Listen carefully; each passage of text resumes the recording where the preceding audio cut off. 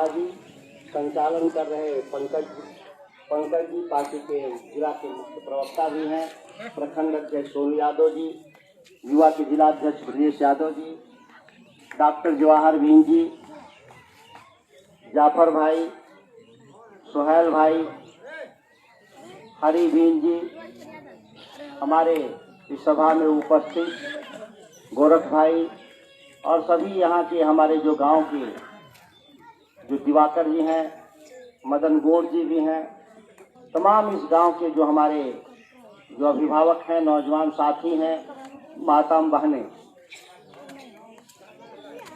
अटरिया गांव राष्ट्रीय जनता दल के लिए कभी समाजवाद का गढ़ रहा। लंबे वक्त तक पार्टी के साथ लोग यहाँ खड़ा रहे। राष्ट्रीय जनता दल के नेतृत्व में श्री जगदानंद जी यहाँ से एमएलए रहे, मंत्री रहे, और जहाँ तक विकास का सवाल है, राष्ट्रीय जनता दल के कालखंड में यहाँ पर जो पूरा इलाका सूखाग्रस्त इलाका था, इंसानों के लिए भोजन की व्यवस्था तो छोड़िए, जानवरों तक के लिए भी चारा बाहर से लाना पड़ता था।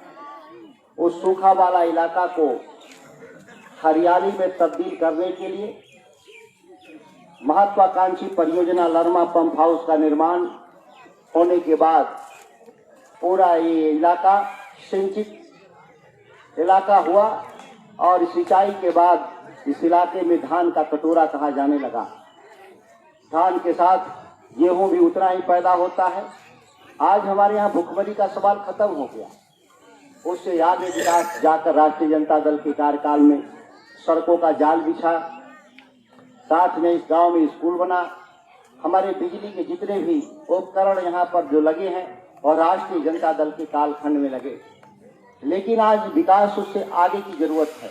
हमारे सामने जो नई पीढ़ी है, जो बेरोजगार पीढ़ी, जो अपने श्रम के बदौलत कई प्रदेशों में, अन्य प्रदेशों में जाकर के अपनी ही नहीं अपने परिवार का भी भरण पोषण करने का काम करते थे, साथ में ही वहाँ से पैसे भेजते थे, तो इलाके में भी यहाँ एक बड़ा योगदान होता था। तकरीबन माना गया है कि बिहार में 1 करोड़ लोग बाहर काम के वास्ते गए और करीब 60 से 70 हजार करोड़ रुपया सलीना बिहार को देने का काम किया है यहाँ के श्रमजीवी भाइयों ने। बिहार में सरकार जब बन रही थी नीतीश कुमार की, जो डबल इंजन की सरकार, 2 वायदों के साथ बिहार की सरकार, आने वाली सरकार ने कहा था कि हम बिहार में सत्ता में हम आएंगे तो पलायन को रोकेंगे, बेरोजगारी समाप्त करेंगे। हम 15 सालों के बाद जब हम देखते हैं कि इस वायदे पर सरकार कहाँ तक खड़ा उतरी, तो उसका पोल इस कोरोना वायरस संकट में देखने को मिलने को मिला। जब हमारा कोरोना संकट में जब पूरा देश दुनिया फंसा हुआ था, विदेश से लोग हवाई जहाज से लाए जा रहे थे देश में, लेकिन हमारे देश में ही देश के बिहार के लोग जो बाहर फंसे हुए थे, सूरत, मुंबई, गुजरात, दिल्ली, बॉम्बे, उनको लाने की व्यवस्था सरकार ने करने का काम नहीं किया। नीतीश कुमार ने साफ साफ कहा जो जहां है वहीं रहेगा। यहाँ तक कि हमारे जो छात्र थे जो कोटा में और दिल्ली से शहरों में फंसे हुए थे, उनको भी लाने की व्यवस्था ही नहीं चाहते थे। आदरणीय तेजस्वी प्रसाद यादव जी के मेहनत से और उनके तरफदारी से किसी तरह से सरकार ने परमिशन दिया कि छात्र आएंगे। लेकिन हमारे जो श्रमजीवी भाई जो पूरे हजार मील तक, 1,500 मील तक पैदल यात्रा महीनों करके बिना खाए पिए, भूखे प्यासे, बिना इलाज का बिहार वापस आ रहे थे। हम जिस नहर के किनारे खड़ा हैं, इस नहरों के माध्यम से आप देखे होंगे डेली हजारों की तादाद में लोग भूखे प्यासे लोग जा रहे थे, लौट रहे थे बिहार की तरफ। लोग भूख से मर रहे थे, लोग पानी पिए इलाज के अभाव में मर रहे थे।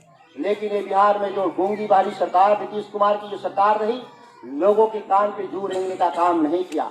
हमारे साथियों, आज जो हालत है भ्रष्टाचार का, डॉक्टर जवाहर बीन जी ने कहा वो कोई छुपा हुआ सत्य नहीं है। आप जगदानंद जी के राज में जब जाते थे ब्लॉक में, अंचल में, तो आप शान से छाती खड़ा होकर के अपने काम को कराते थे और एक भी आदमी का पैसा नहीं लगता था। मुझे याद है यहाँ पे बहुत सारे लोगों को बस की पर्चा मिला, एक लोगों को घूस का पैसा नहीं लगा था।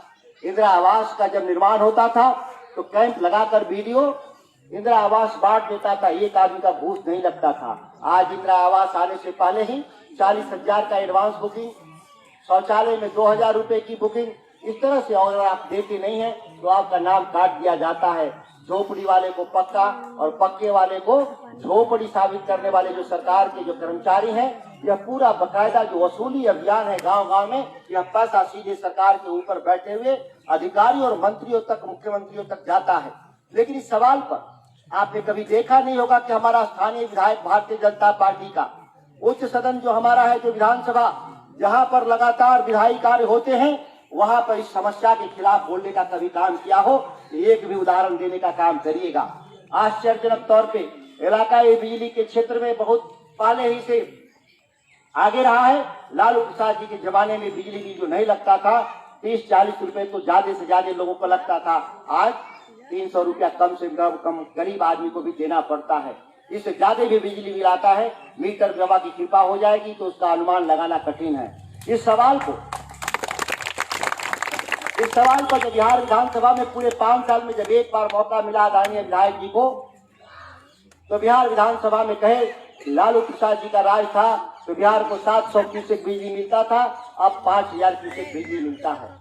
हमारी बात के जो सुनने वाले लोग थे सदन में, जो पूरे बिहार के जो एमएलए आए थे, जो काबिल लोगों ने कहा कि रामगढ़ विधायक इतना बेवकूफ होगा कि इसका अनुमान नहीं, बिजली मेगावाट में होती है, बिजली क्यूसेक में नहीं होती। ये जब सवाल को जब मैंने दोहराया तो बड़े नाराज रहते हैं भारतीय जनता पार्टी के लोग, और हम लोगों को लाठी डंडा से खदेड़ने का काम कई जगहों पे करने का इन लोगों ने काम किया।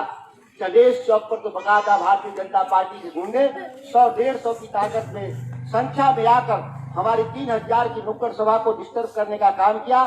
जब लोकतंत्र में 70 सालों में जब गांधी जी ने इस देश में लोकतंत्र का नींव रख रहे थे, अम्बेडकर साहब के नेतृत्व में भारत का संविधान बन रहा था, तो सभी को मत देने का अधिकार दिया गया।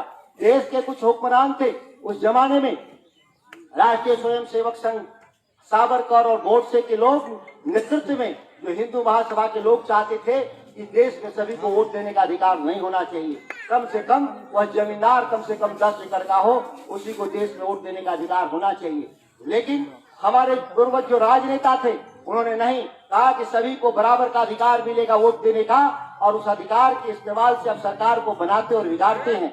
लेकिन जो हमारे लोग हैं, ये चाहते हैं कि फैसला बैलेट से नहीं होगा, वो चाहते हैं कि फैसला बुलेट से हो। यह बुलेट के फैसला करने वाले लोग कौन लोग हैं, इसको पहचानने की जरूरत है। ये वो लोग हैं जो नाथूराम गोडसे, जिन्होंने महात्मा गांधी की हत्या किए थे, देश की आजादी के सबसे बड़े नेता और दुनिया के सबसे बड़े शांति के अनुयायी, और उनको लोगों ने गोली से मारने का काम किया। आज उनके समर्थक देश की सत्ता में काबिज हैं, और उनके जो अनुयायी हैं वह कैमूर और रामगढ़ से लेकर बिहार की सत्ता में अनुयायी, ये लोग सत्ता में आज काबिज हैं। लेकिन जो मानसिकता है वो बदली नहीं। हम कहना चाहते हैं आपके बीच में, ये जो भ्रष्टाचार के लोग जो है, प्रतीक लोग हैं, जिन जो विधायक हैं यहाँ, कभी इस जमाने में 10 साल 12 साल पहले झोपड़ियों में रहने वाले लोग आज भ्रष्टाचार से अकूत धन कमा करके महल जैसा घर में रहते हैं। दर्जनों गाड़ियों से की काफिला उनके साथ 0005 का आप देखे होंगे, जो सड़कों पे दौड़ती रहती है। और कहां से पैसा आते हैं? ये पैसा है विकास के पैसे जो आते हैं। रामगढ़ में और कैमूर में पैसे कम नहीं आते, पहले भी आते थे 90 से पहले, लेकिन भ्रष्टाचार का भेद चढ़ जाता था। जिस भ्रष्टाचार के खिलाफ जगदानंद सिंह ने लगातार संघर्ष किया, लोगों को दंडित करने का काम किया कि इलाका का हमारा विकास होगा, हम कामयाब रहे। लेकिन लोग झांसा देने वाले लोग, जो धूर्त लोग, हमारा सरकार को गिराने में कामयाब रहे, लालू प्रसाद जी की सरकार को गिराने में कामयाब रहे। आज पुनः उस सत्ता में जो दाखिल लोग हैं, आप उनके लोगों के काम को देख लीजिए। आज गांव गांव में भारतीय जनता पार्टी के दलाल लोग हैं, जो दाखिल खारिज से लेकर एलपीसी से लेकर के आपको रसीद कटवाने तक में दलाली का काम करते हैं। इंदिरा आवास शौचालय तक की दलाली करते हैं। गरीब लोग जब अपने आराज के लिए जब बीपीएल में नाम जुड़वाने के लिए जाते हैं, वहां भी ये दलाली करने का काम करते हैं। ये वो लोग हैं जो हमेशा गरीबों को शोषण करने का काम किए। आज ब्लॉक में चले जाइए, अंचल में चले जाइए, वहाँ भ्रष्टाचार का चरम सीमा पे शोषण है।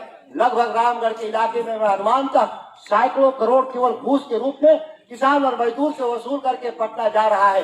विकास का जो पैसा आ रहा है वह भी पैसा समुचित प्रयोग नहीं हो रहा। गांव की गलियों को देख लीजिए, लोगों ने 7 योजना के तहत, जल नल के तहत लोग योजना को कामयाब कितना हुआ नहीं हुआ इस बारे में आप बेहतर जानते, लेकिन हमारे गांव की गलियों को तोड़ दिया गया और आज तक मरम्मत नहीं किया गया, और मरम्मत भी हुआ तो शायद ही ठीक ठाक कहीं मरम्मत हुआ है। साथियों, यह भ्रष्टाचार का स्तर आज लगातार जो समस्याएं हमको घेरते हुए जा रही, इस समस्याओं से अगर हम जल्दी निजात नहीं पाएंगे तो हमारी आने वाली पीढ़ी का पूरा भविष्य बर्बाद हो जाएगा। हम जो अनाज खेत में पैदा करते हैं उस अनाज का बाजार में आज क्या मूल्य है सभी को पता है। इस देश में सरकार बनाने वाले लोग कह के आए थे कि हम किसानों की आमदनी को दूना करेंगे, लेकिन जब सत्ता में आए तो धान से सस्ता चावल इस साल बिका और गेहूं से सस्ता चावल बिका, इसकी आप गवाह रहे हैं। साथियों, और यही चावल, यही जब आपका गेहूं जब बिचौलियों के हाथ में जाता है और आप ही घर का नौजवान बच्चा जब दिल्ली बॉम्बे में काम कर रहा होता तो बाजार में यही चावल और गेहूं 50-55 रुपया किलो खरीदने का काम करते हैं। साथियों, आप हमारे पशुपालक समाज के लोग हैं, इस बीच में जो दूध का उत्पादन करते हैं आज 22-23 रुपया दूध का दाम मिल रहा। बाजार में चले जाइएगा, प्यास लग जाएगा तो पानी का मूल्य भी 20-22 रुपए का मिलता है। वो पानी के भाव दूध बेचवाने वाले लोग जयदानंद इसी जमाने में राष्ट्रीय जनता दल के नेतृत्व में कैमूर डेयरी की स्थापना किया था, किसानों को लाभकारी मूल्य मिल सके। आज 35-36 रुपया मिलना चाहिए, लेकिन 15 साल से जो सत्ता में बैठे लोग हैं 1 भी रुपए दूध का कीमत बढ़ाने का काम नहीं किया। साथियों, सवाल पैदा होता है कि सत्ता होती किस लिए है?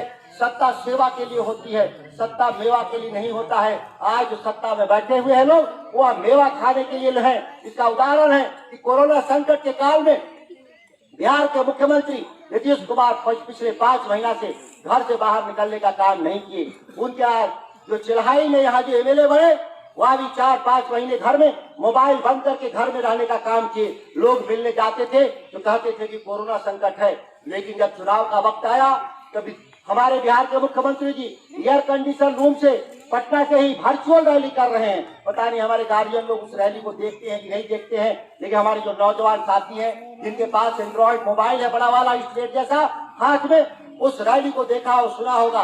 3 घंटा एयर कंडीशन रूम से वो भाषण दे रहे थे। सवाल पैदा होता है कि अटरिया गांव में वो आके भाषण देते तो 3 मिनट में उनका भाषण समाप्ति इस इलाके के किसान और मजदूर कर देते कि आप 15 सालों से कहीं नहीं दिखाई दे और आज 3-3 घंटा भाषण देने का काम कर रहे हैं। लोकतंत्र संवाद से चलता है और संवाद केवल एक तरफा संवाद नहीं, दो तरफा संवाद से चलता है।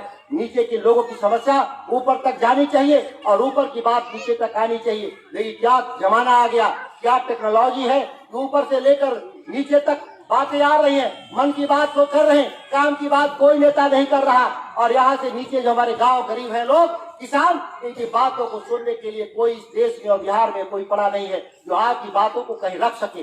कोई अगर सवाल विधायक जी आपके जनप्रतिनिधि रहे हैं बिहार विधानसभा में, आपके सवालों पर एक बार भी खड़ा हुए हो तो आप हमको दिखाने का काम करेंगे। नौजवान साथियों, हमारे गार्जियन लोग हैं, शायद उनको गूगल नहीं चलाने आता, मोबाइल नहीं चलाने आता, उनको सूचना इकट्ठा करने में कठिनाई है, लेकिन नौजवान साथी हैं, अब इनकी भी समस्या है। जब ये अपनी समस्या को उजागर नहीं करते ये दूसरे की समस्या क्या समझेंगे। ये इन बच्चों के लिए 11वीं में एडमिशन लेने के लिए पिछले 3 साल से ऑनलाइन का फार्म भरवाती है सरकार। बिहार में 500 रुपया ऑनलाइन फार्म भरने का पैसा लेती है सरकार, और एडमिशन कहाँ होता है इनका। ये चाहते हैं कि बिछिया में पढ़े, ये चाहते हैं कि दुर्गावती में पढ़े, लेकिन इनका एडमिशन होता है, भेज देता है इनको मोहनिया, भभुआ, उधरा, चिनारी। और ये बच्चे फीस, जो सरकारी फीस है, फीस देने के लिए पैसे नहीं होते, लेकिन यह जाने का खर्च कहाँ से मिलेगा। स्वाभाविक है कि हमारे गार्जियनों के पास माली हालत नहीं है कि 2000-3000 रुपया इनको भाड़ा देकर के उनको पढ़ाने का काम करेंगे। और स्वाभाविक है कि जब बच्चे पढ़ेंगे नहीं तो इनकी योग्यता बढ़ेगी नहीं, और जब योग्यता नहीं बढ़ेगी तो इनको सरकारी नौकरी का अवसर नहीं मिलेगा। आज हमारा संविधान खतरे में है, आरक्षण खतरे में है, इसलिए मैं कह रहा हूँ कि हमारे बच्चे अगर पढ़ते नहीं है, स्कूल नहीं जाएंगे, हमारी पढ़ाई लिखाई नहीं होगी, इनकी सुविधाएं विकसित नहीं करेंगे तो ये आखिर जाएंगे कहाँ। ये हमारे बेरोजगार जो नौजवान है हमारे सामने, दो ही तरह का इस देश में रोजगार है। या तो उच्च शिक्षा से पास होकर के आप सरकारी नौकरी में जाए, या निजी क्षेत्र में जाए, या शारीरिक रूप से मजबूत हो तो जाके फैक्ट्रियों में आप काम करने का काम करेंगे। लेकिन दोनों ही स्तर पर सरकार विफल रही। शारीरिक मजबूती के लिए स्टेडियम का निर्माण, मैदान का निर्माण खेल का होना चाहिए। 15 साल में कोई बता दे एक भी खेल का मैदान दुर्गावती के इलाके में नीतीश कुमार के राज में हुआ हो तो हमको वीडियो बनाकर देने का काम करेंगे। साथियों, आप भगवा से अटरिया तक चले आइए, उच्च शिक्षा के लिए कोई एक भी जो महाविद्यालय कॉलेज, अगर डिग्री कॉलेज खुला हो तो आप उसका वीडियो बनाकर दिखाइए कि नहीं ये महाविद्यालय नीतीश कुमार के राज में बना है। जो महाविद्यालय हम जगदानंद सिंह के नेतृत्व में इसी कैमूर जिला में बने थे, उसमें दर्जनों विद्यालयों को, महाविद्यालयों को नीतीश कुमार की सरकार बंद करने का काम की। विद्या महाविद्यालय बंद हो गया था, लेकिन हम लोगों की अथक मेहनत से दोबारा इंटर की पढ़ाई हम लोगों ने शुरू कराने में कामयाब रहे। लेकिन इसको डिग्री कॉलेज बनाने की आवश्यकता है। लेकिन 15 सालों में नीतीश कुमार की सरकार को एक भी डिग्री कॉलेज बिहार में नहीं खोलने का काम किया। विषया में कहां से खोलेंगे? मैं आश्वासन देता हूं, हमारे बच्चों को जो बीए पढ़ने के लिए उत्तर प्रदेश से लेकर के पटना तक जाना पड़ता है, हम विषया कॉलेज का उन्नयन करके हम यहाँ पे डिग्री कॉलेज खोलने का काम करवाएंगे। यह मैं दावे के साथ कह रहा हूँ। साथियों, हम लगातार शिक्षा के क्षेत्र में हम लोगों ने काम किया है। हमने दर्जनों विद्यालय, महाविद्यालय को चलवाने का काम किया है। आने वाले वक्त में हमारे पास अगर ताकत बढ़ता है, सामाजिक और राजनीतिक ताकत बढ़ता है, इस काम को हम आगे बढ़ाने का काम करेंगे। ये बिजली के क्षेत्र में जो अराजकता है, किसानों के साथ जो लूट है, सरकारी स्तर पे जो भ्रष्टाचार है, 1 मीटर लगाने के लिए भी 300 रुपया घूस देने का काम सरकार के कर्मचारियों ने किया है। हम आएंगे, इस भ्रष्टाचार को समाप्त करने का काम करेंगे। साथ ही यहाँ तक कि अंचल में जो भ्रष्टाचार है, जो आपका प्रखंड मुख्यालय में भ्रष्टाचार है, जहाँ अनाज के वितरण में भ्रष्टाचार है, इंदिरा आवास में भ्रष्टाचार है, शौचालय में भ्रष्टाचार है, इसको भी हम समाप्त कराने का संघर्ष करेंगे। और बिहार विधानसभा में हम इस सवाल को लेकर खड़ा करने का काम करेंगे। साथियों, जो किसानों की जो माली हालत दिन प्रतिदिन खराब होती जा रही, अनाज का दाम का मूल्य जो आज 3000 रुपए किलो चावल होना चाहिए था, 3000 लागत भी नहीं निकल पा रहा। लगातार लागत बढ़ रहे हैं। यूरिया का शॉर्टेज है एकदम लगातार। सोहनी के बाद किसानों को यूरिया इस बार में कितना मुश्किल से मिला, और वो अभी दाम बढ़ाकर मिलने का काम सरकार के स्तर पे लोगों ने किया। जहाँ तक भ्रष्टाचार है, जब सरकार स्वयं में भ्रष्ट हो जाए तो किसके पास आप जाकर कंप्लेन करिएगा? पहले 50 किलो का यूरिया का बोरी आता था, अब 45 किलो की बोरी सरकार देती है, और दाम 1 रुपया भी नहीं घटाने का काम सरकार ने किया। क्या भ्रष्टाचार है सरकार के स्तर। जो गैस का सिलेंडर कांग्रेस के राज में 400-450 रुपए था, आज वो करीब 600 रुपए का गैस सिलेंडर हो गया। दाम बढ़ते बढ़ते लोगों की आमदनी घटती जा रही है, लेकिन खर्चे बढ़ते जा रहे हैं। डीजल का दाम 87 रुपया, और पेट्रोल से भी महंगा इस देश में डीजल बेचने का काम सरकार कर रही है। डबल इंजन की सरकार जब दुनिया के इलाके धूल झोंकने का काम कर रही है, गरीबों के साथ मजाक करने का काम कर रही है, किसानों के साथ मजाक करने का काम कर रही है, नौजवानों के साथ मजाक करने का काम कर रही है। यह सरकार बनी थी कि हम प्रति साल 2 करोड़ लोगों को, नए लोगों को रोजगार देंगे, और 6 साल में 12 करोड़ लोगों को रोजगार मिलना चाहिए था। लेकिन ठीक उसके उलट बिहार में और देश में पहले मिले हुए 14 करोड़ लोगों के रोजगार आज जीएसटी, नोटबंदी और लॉकडाउन के चलते 14 करोड़ लोग बेरोजगार हो गए, और वो बेरोजगार होकर वापस गांव में चले आए। अपनी खेती, जो छोटी सी खेती है, छोटी सी आमदनी में वह आज गुजर बसर कर रहे हैं। हमारा आज पूरी नई पीढ़ी नौजवान दिग्भ्रमित और दिशाहीन है। और मैं कहता हूँ नौजवान साथियों से कि अपनी बात को मुखरता के साथ सोशल मीडिया के जरिए, फेसबुक, ट्विटर के जरिए आप रखिए, क्योंकि आपकी बात इस देश में जो टीवी चैनल है, अखबार है, देश के उद्योगपतियों का रखेल हो गई है, सरकारों की गुलाम हो गई है, वह आपकी बात को नहीं लिखते। चीन में क्या हो रहा है, पाकिस्तान में क्या हो रहा, अमेरिका में क्या हो रहा, मुंबई में क्या हो रहा है, इसकी चिंता टीवी और अखबार वालों को है। लेकिन देश में कोरोना संकट से रोज 1 लाख लोग बीमार हो रहा, उनको दूर दराज के कॉलेज में भेजा जा रहा, लेकिन कोई भी अखबार और टीवी चैनल आपकी बात को नहीं कह रहा है। साथियों, आखिर आपके पास कौन तरीका है? हमारे पुराने गार्जियन हैं, उनके पास वो तकनीकी नहीं है, लेकिन उनके जो घर में बच्चे हैं नौजवान, उनके पास वो टेक्नोलॉजी है, तकनीकी है, जिससे सरकार आज बनती और बिगड़ती है। हम कहना चाहते हैं कि आप उस तकनीकी का इस्तेमाल करिए और अपनी बात को रखिए, मुखरता के साथ रखिए, ईमानदारी के साथ रखिए। मैं कहता हूँ दावे के साथ बिहार की जो भ्रष्ट सरकार है नीतीश कुमार की सरकार, वो उखाड़ फेंकने में हम लोग कामयाब होंगे। हम इन्हीं संकल्पों के साथ अपनी वाणी को विराम देते हैं। जय हिंद, जय राष्ट्रीय जनता दल।